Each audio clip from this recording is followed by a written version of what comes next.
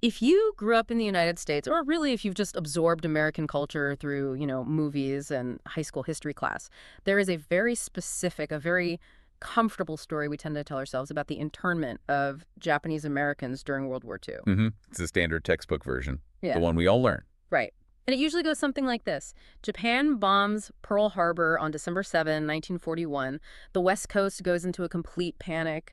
And in a moment of intense war hysteria and a legitimate, I guess, albeit misplaced fear of invasion, the government makes a tragic, unfortunate mistake. A mistake, yes. That's always the key word. It is. They round up 120,000 people, two-thirds of them American citizens, put them in camps for a few years, and then, eventually the war ends, we apologize, maybe pay some reparations decades later, and we move on. It's framed almost as a failure of leadership, a temporary lapse in judgment caused by the fog of war. The subtext is basically, we got scared, we messed up, we're sorry, but it was an anomaly. But today, for this deep dive, we are going to take a sledgehammer to that narrative. Because the source material we are diving into today, this heterodox analysis of Japanese American internment, it argues that literally none of that is true. It is complete inversion of the standard history. I mean, it's really startling when you first read it because it challenges the very vocabulary we use to describe the event. Exactly. The documents we're looking at suggest that words like mistake or hysteria are actually psychological coping mechanisms. They are words we use to hide a much darker, much more calculated reality. This wasn't a blunder. The source argues it was a heist. That is the core thesis we really need to grapple with here. Hmm. If you look at the evidence presented in this analysis, the financial records, the internal government memos, the legal strategies, you stop seeing a tragedy of errors. Instead, you start seeing a very successful, very deliberate operation. And the source, it references a philosopher, Giorgio Agamben. He has this concept called the state of exception. And honestly, when I first read that, it sounded like, academic jargon. It does. It sounds very abstract. But as I got deeper into this file, it started to look like the most terrifying part of this whole story. It is ominous. And I think we need to define it clearly because it's the engine that drives everything else we're going to talk about. The state of exception is it's a legal and political void. It's when a government suspends the rule of law in the name of an emergency. Okay, so a national emergency, they just put the Constitution on pause. Pretty much. But here's the key distinction Agamben makes. In this state, a citizen is reduced to what he calls naked life. Naked life. That is such a visceral phrase. What does that mean? It means you are stripped of your political existence. You lose your legal standing, your rights, your ability to appeal to a judge.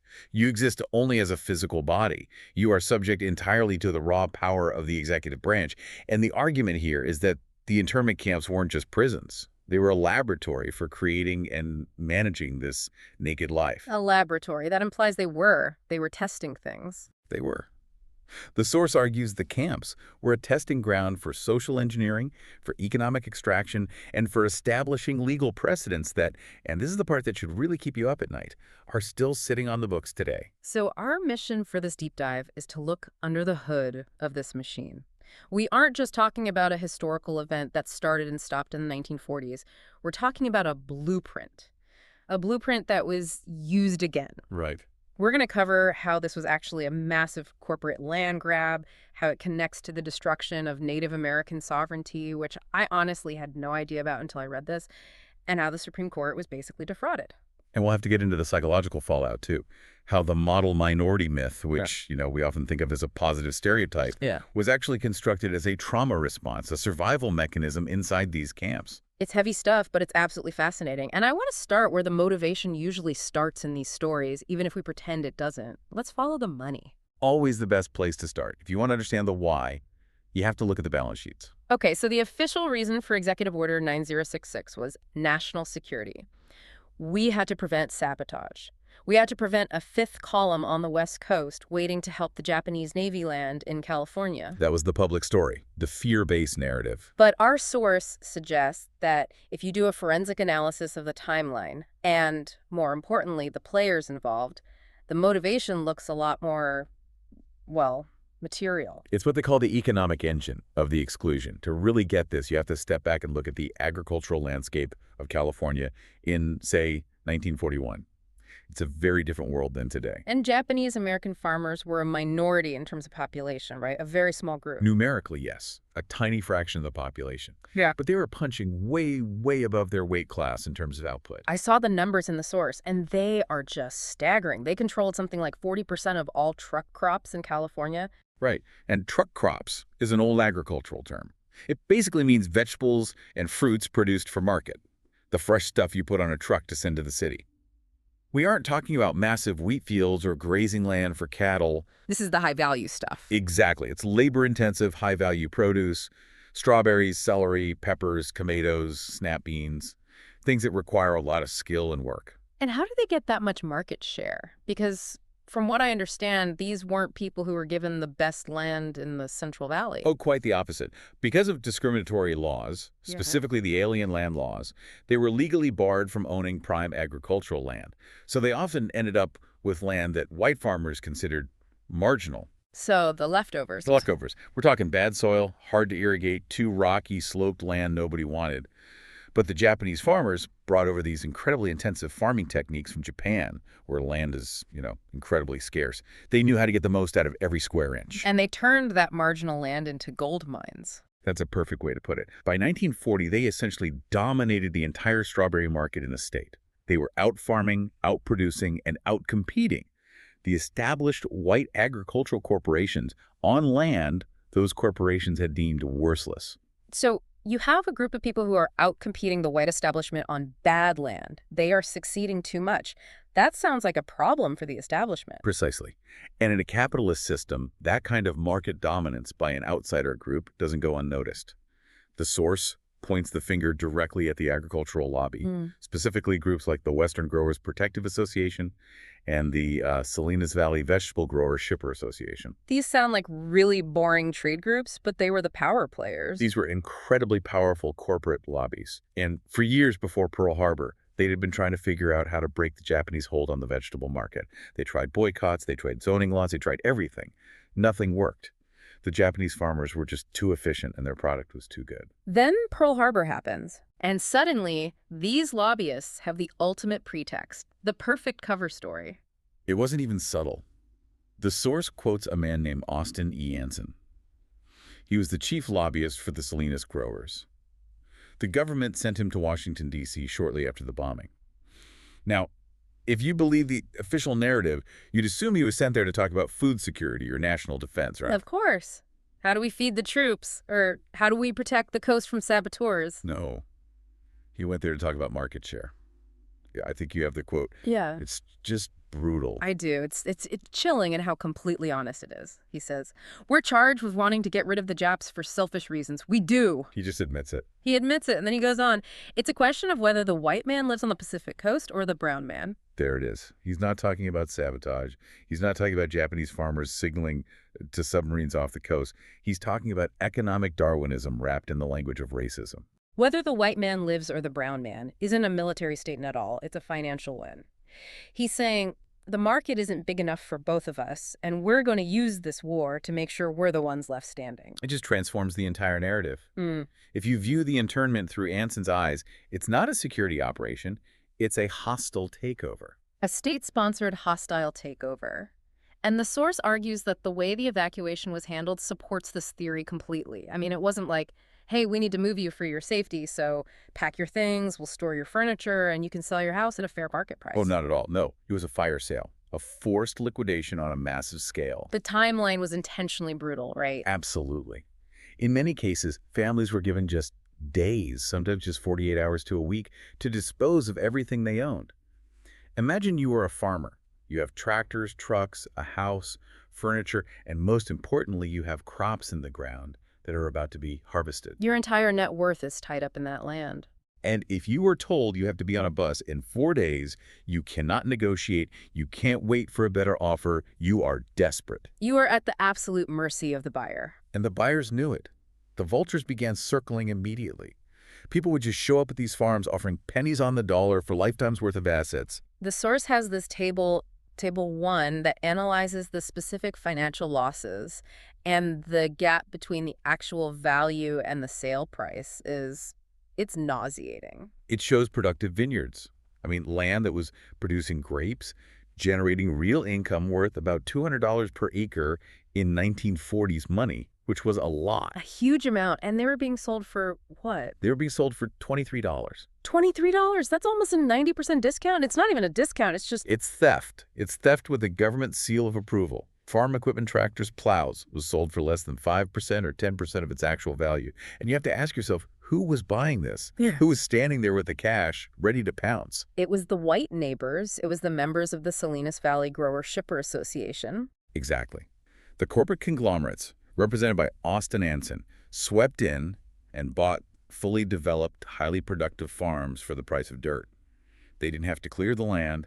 They didn't have to amend the soil. They didn't have to plant the crops. It was all there, a turnkey operation ready to go. It's just a massive, instantaneous transfer of wealth.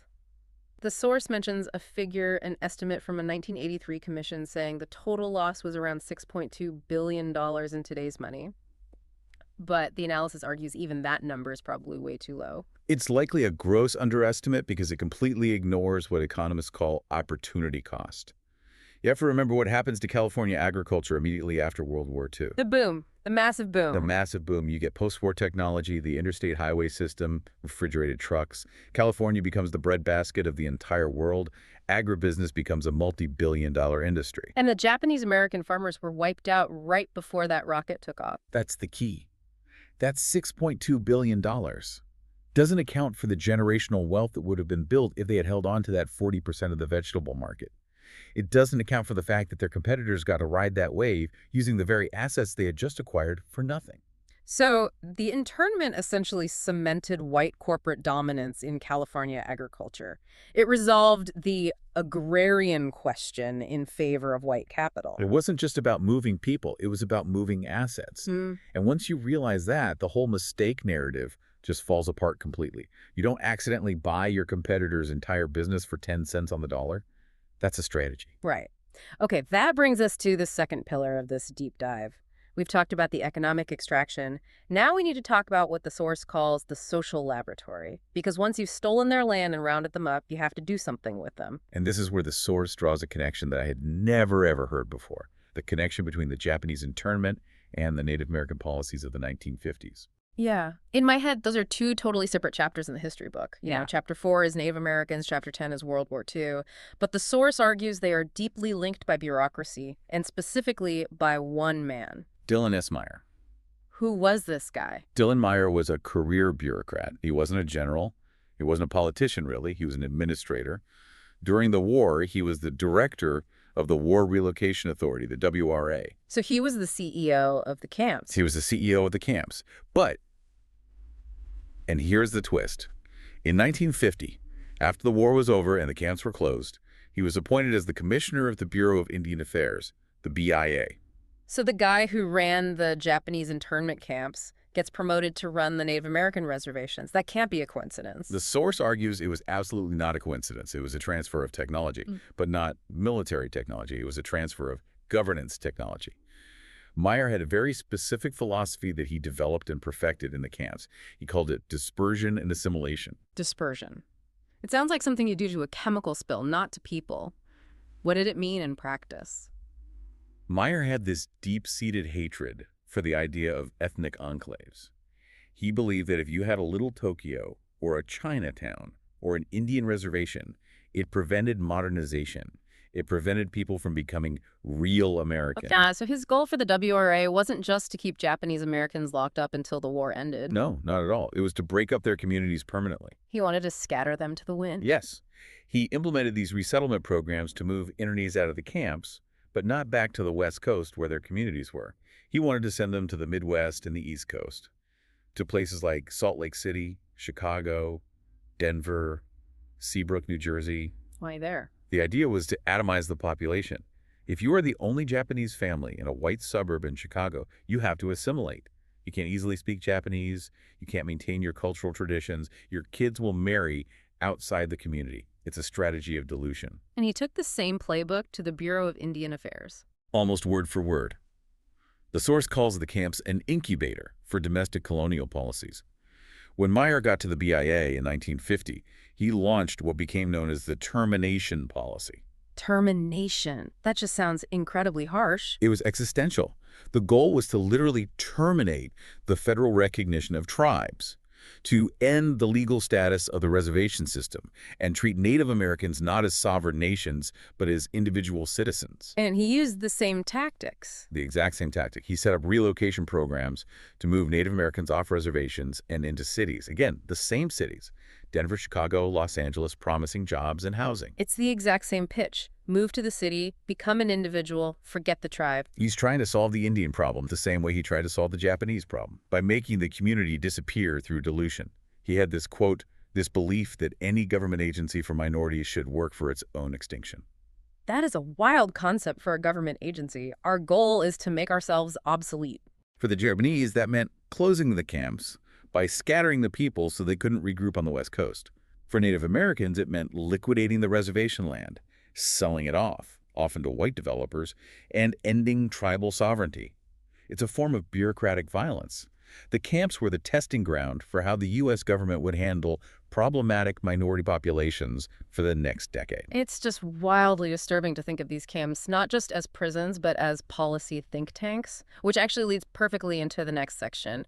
Science, or maybe weaponized science. This is one of the more insidious parts of the analysis, I think, the use of anthropology. Right. The source talks about the community analysis section, or CAS. And it sounds so benign. We're just here to analyze the community. We want to help. That's the cover. That's the public-facing name. But the source calls it what it was: counterinsurgency intelligence. The camps employed actual social scientists, anthropologists, to live among the internees.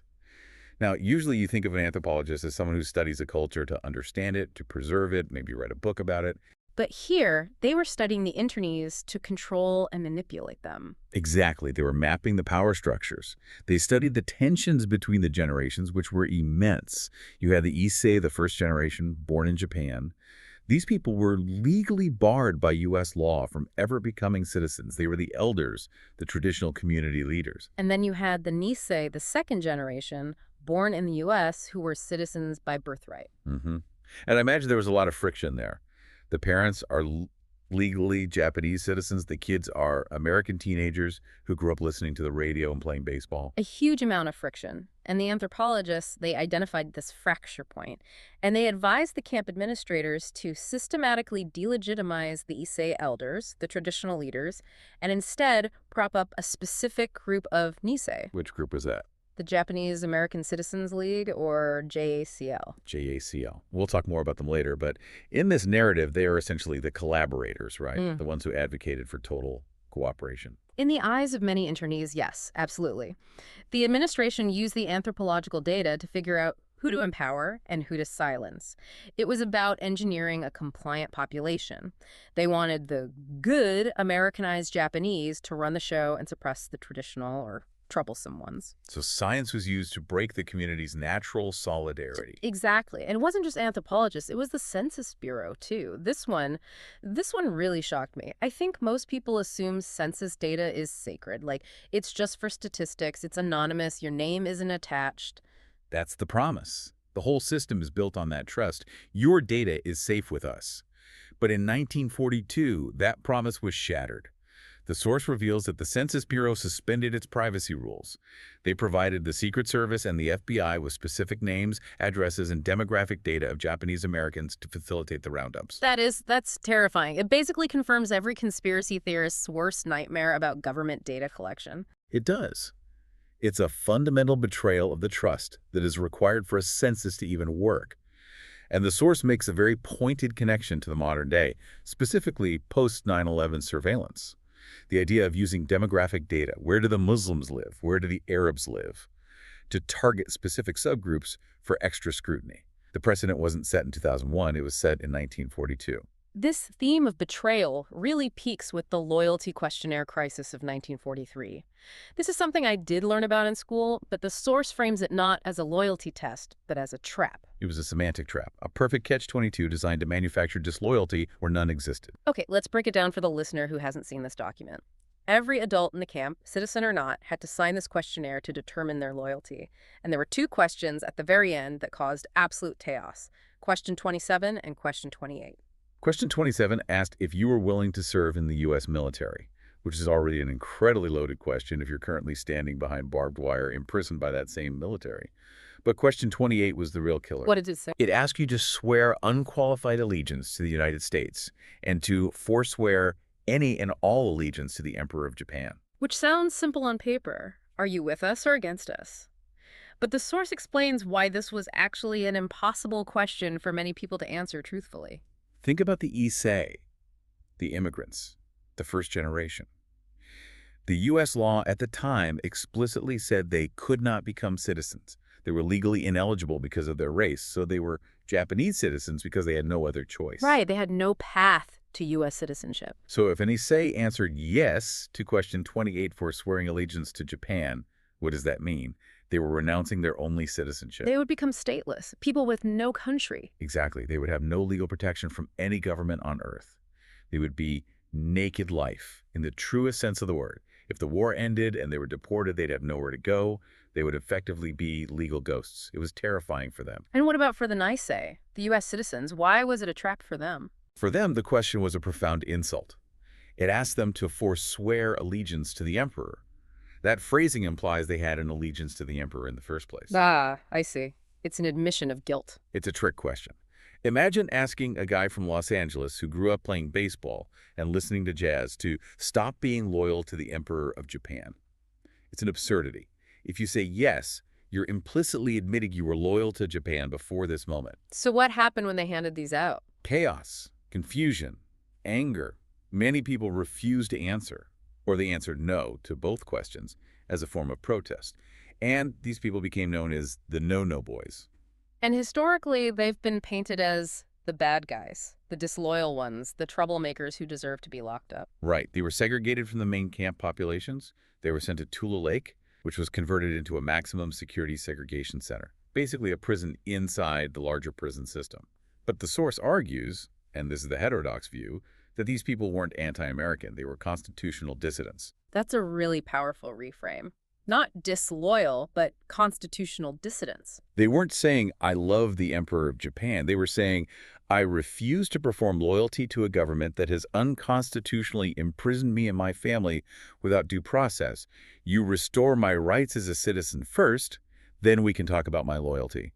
It was an act of civil resistance. They were asserting their rights by refusing to play the government's twisted game. But the administration used that refusal to justify the whole system. Look, we found the disloyal ones. They said no. That's why we need the camps. Exactly. It's a self-fulfilling prophecy. You design an impossible trap, and when people get caught in it, you point and say, see, I told you so. So we've covered economic theft, the social engineering, and the surveillance trap. Now we have to go to the Supreme Court.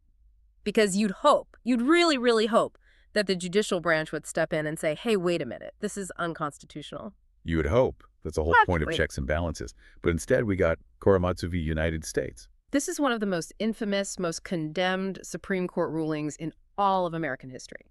It upheld the legality of the internment. But the source we're looking at says the ruling wasn't just bad law, it was based on outright fraud. This part of the story plays out like a legal thriller. The Department of Justice cheated. How do you cheat the Supreme Court? I mean, they're the highest court in the land. You hide the evidence. You lie. The government's entire case hinged on one single question. Was there a military necessity for the internment? Was there credible evidence that Japanese Americans were actually spying or planning sabotage? It was there. No. And the key here, the absolute smoking gun, is that the government knew there wasn't. There were two major intelligence reports commissioned by the government itself before the camps opened. One by the Office of Naval Intelligence, called the Ringel Report, and another one by a special representative for FDR named Curtis Munson, which became the Munson Report. And what did those secret government reports conclude? They both came to the exact same conclusion. The Japanese American population was not a threat. They said the vast, vast majority were completely loyal, and the few who might be dangerous were already known to the FBI and could be handled on an individual basis. There was zero need for mass incarceration. So the government had proof in their own hands that the camps were unnecessary. Yes. And the Solicitor General, a man named Charles Fahey, who was arguing the case for the government, suppressed it. He buried the reports. He didn't just not present them, he actively hid them from the court. So he lied by omission. He did more than that. When the Department of Justice was preparing its brief for the Supreme Court, a young DOJ lawyer named Edward Ennis found out about this. He found the Ringel report. He was horrified. He actually wrote a memo to his superiors, to Fahey, warning them. He put it in writing. He said, "We are lying to the Supreme Court." Wow.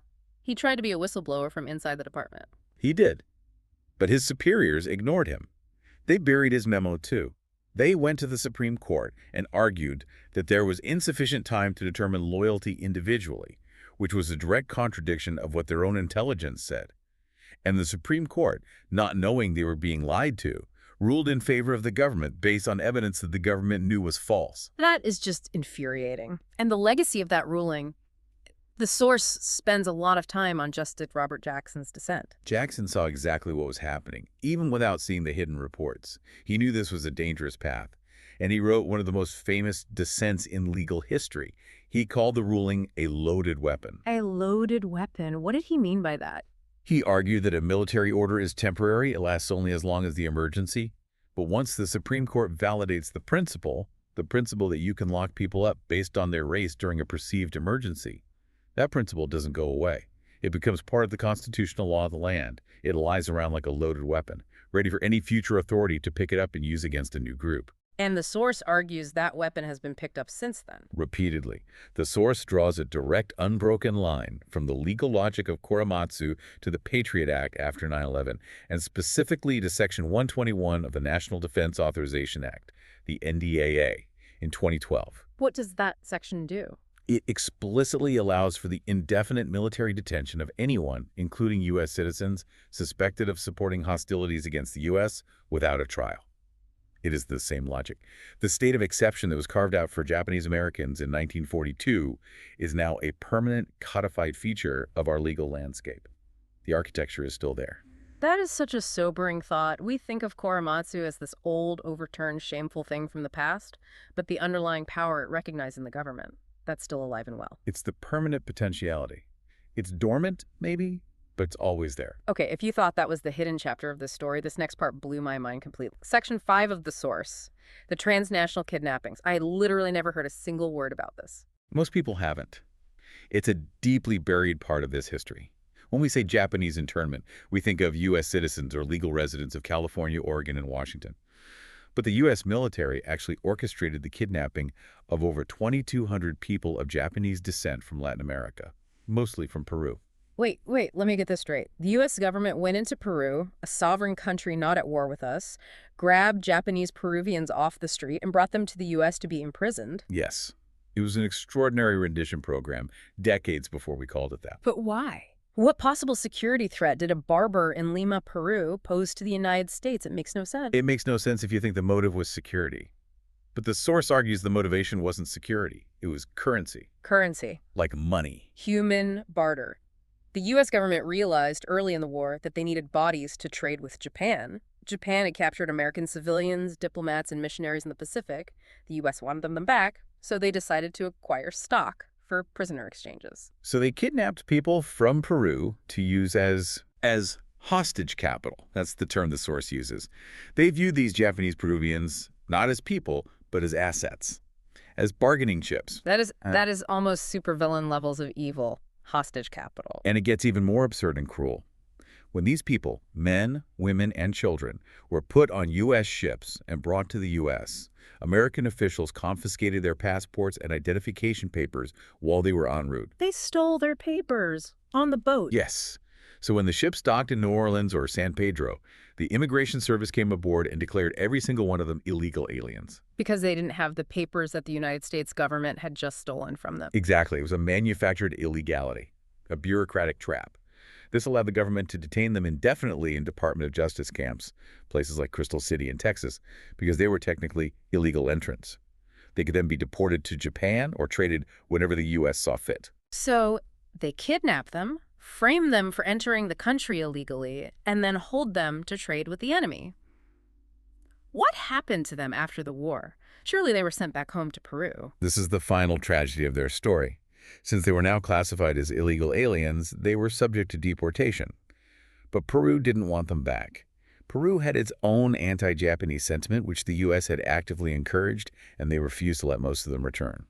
And they obviously didn't want to go to Japan. For most of them, no. It was a country many of them had never even seen, which was now a smoking ruin, so they were stuck. They were stateless in America, illegally. In total limbo.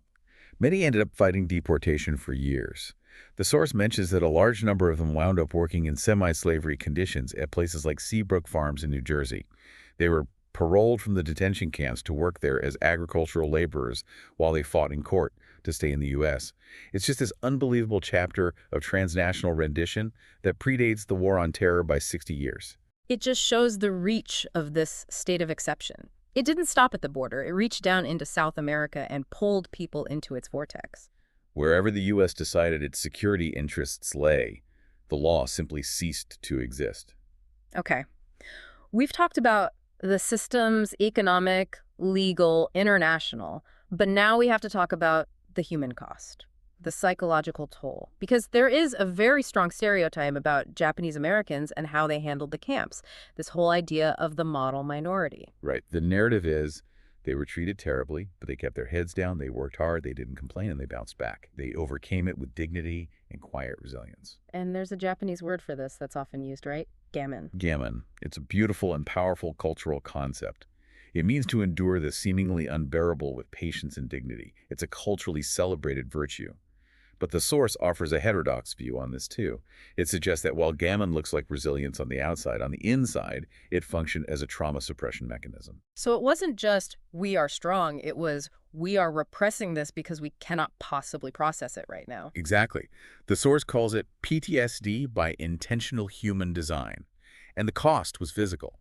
The Nicey generation, the ones who were teenagers and young adults in the camps, had incredibly high rates of psychosomatic illness, cardiovascular disease, and early death in the decades after the war. They literally died from the stress of holding it all in. Yes. The body keeps the score. You can't just endure 3 years of imprisonment, betrayal, and the total loss of your status and property without it eating you up inside. And this leads right into the deconstruction of the model minority myth. I think a lot of people think that stereotype that Asian Americans are successful, quiet, law-abiding is just a natural cultural trait.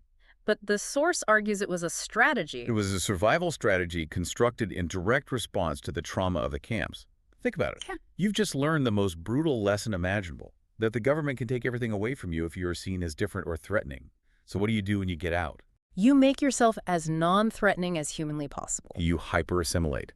You become the most patriotic, hard-working, quietest citizen you can be. You don't protest. You don't rock the boat. You prove your Americanness beyond a shadow of a doubt. Because you know what happens when the boat rocks. The model minority wasn't a natural evolution. It was a defense mechanism born of terror.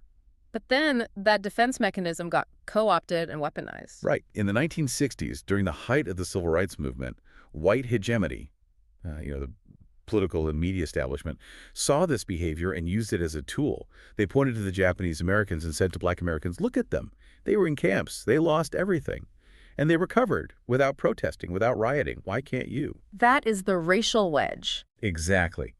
It uses the sublimated trauma of one minority group to deny justice and legitimacy to another.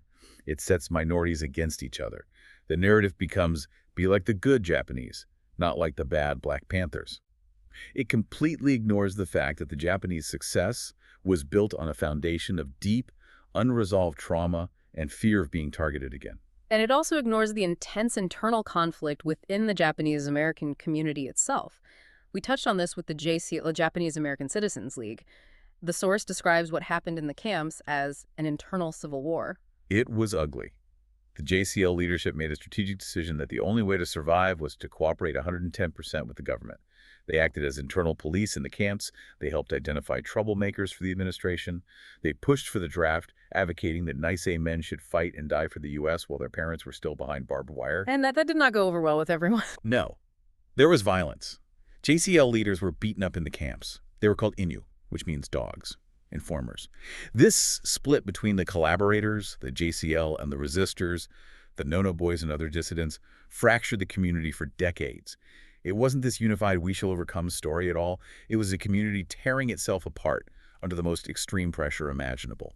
So when we step back and look at the whole picture, Yeah. the economic seizure of the strawberry fields, the bureaucratic testing ground for Native American termination policy, the legal fraud of Korematsu, the kidnapping of Peruvians, and the deep psychological scarring, the word mistake really doesn't cut it, does it? Mistake is an insult to the efficiency of the operation. It was a success from the perspective of the people who engineered it. So what does this all mean? Why does this deep dive matter today? It matters because the machinery was never dismantled. That's the real so what here. The legal precedents for indefinite detention, they're still there, codified in law. The bureaucratic tools for dispersing and managing populations, they were absorbed into the modern state.